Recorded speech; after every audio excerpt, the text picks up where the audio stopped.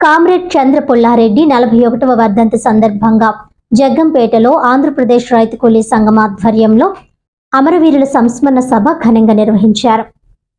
ఈ సందర్భంగా ఆంధ్రప్రదేశ్ రైతు కూలీ సంఘం రాష్ట్ర ప్రధాన కార్యదర్శి కర్ణాకుల వీరాంజనేయులు మాట్లాడుతూ దున్నేవాడిదే భూమి ఈ నినాదం నూతన ప్రజాస్వామిక విప్లవానికి మూల స్ఫూర్తి. రైతు కూలీల హక్కుల కోసం భూస్వామ్య వ్యవస్థల వ్యతిరేకంగా పోరాటం నిరంతరం కొనసాగాలని కామ్రేడ్ చంద్ర పుల్లారెడ్డి చూపిన మార్గంలో నడవడమే నిజమైన నివాళి అని ఆయన తెలిపారు. ఈ కార్యక్రమంలో ఆంధ్రప్రదేశ్ రైతు కూలీ సంఘం ఉమ్మడి తూర్పుగోదావరి జిల్లా అధ్యక్షులు వల్లూరి రాజబాబు, ఏఐటియుసి ఉమ్మడి జిల్లా కార్యదర్శి కుంచె అంజుబాబు, అధ్యక్షులు మడికి సత్యం, ఏపీఆర్సీఎస్ జిల్లా నాయకులు కె రామలింగేశ్వరరావు, ఎల్ఏ సత్యబాబు, రాష్ట్ర ప్రధాన కార్యదర్శి కడికి సతీష్, ప్రగతిశీల మహిళా సంఘం స్త్రీ విముక్తి డొక్కులూరి సంగీత నాయకులు రెడ్డి దుర్గాదేవి, చింతపల్లి రత్నం, మహాలక్ష్మి, పీడీఎస్యువి జిల్లా ప్రధాన కార్యదర్శి శ్రీకాంత్, ఏపీఆర్సీఎస్ నాయకులు సోమరాజు, నాగమణి అక్క, కె గోపాలపురం, మల్లిసాల నాయకులు వెంకటేశ్వర పోచమ్మ, అబ్బులు అప్పారావు, గుర్రపాలెం నాయకులు నారాయణమూర్తి,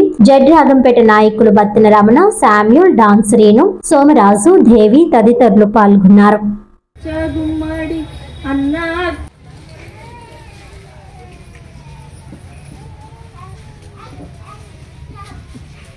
కోసం ఈ దేశ విముక్తి కోసం అంటే 1968లో సిపిఐ ఎంఎల్ ఏర్పాటు చేశారు.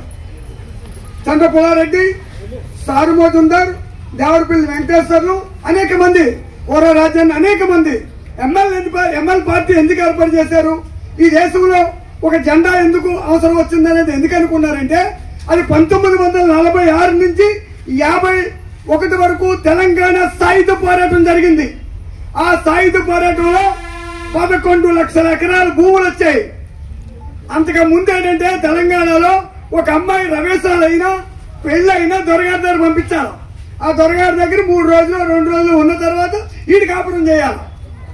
ఇక భూములన్నీ వాళ్ళే.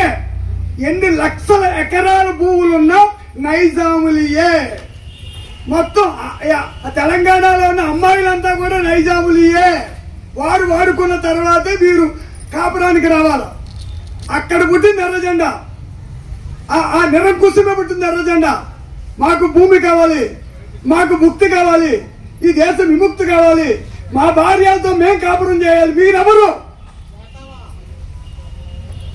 అని చెప్పి తిరగబడ్డారు. తిరగబడితే నెహ్రూ, కాంగ్రెస్ పార్టీకి సంబంధించిన నెహ్రూ ఢిల్లీ నుంచి ఆ నైజాములకు అనుకూలంగా 1,00,000 మంది పోలీసులు పంపి మన వాళ్ళని 11,000 మందిని కాల్చేశారు. కాల్చేసినప్పటికీ కూడా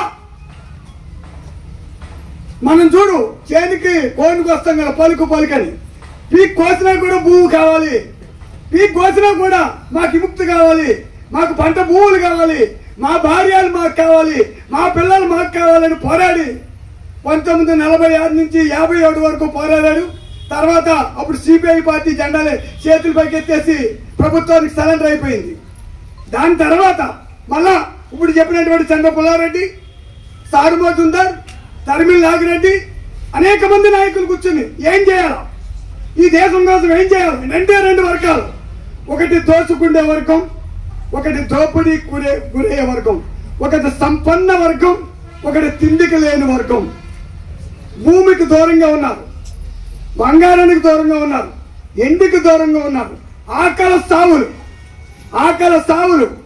ఈ ఆకలి సావులకి ఏం చేయాలని నాయకులంతా ఆలోచించి 1968లో ఈ ఎర్ర జెండా పట్టుకుని సిపిఐఎంఎల్ స్థాపించారు. అప్పటి నుంచి ఇప్పటి వరకు ఈ ప్రభుత్వాలు, ఈ కేంద్ర రాష్ట్ర ప్రభుత్వాలు 15,000 నుంచి 12,000 నుంచి 15,000 మందిని చంపేశారు. ఈ రోజు కూడా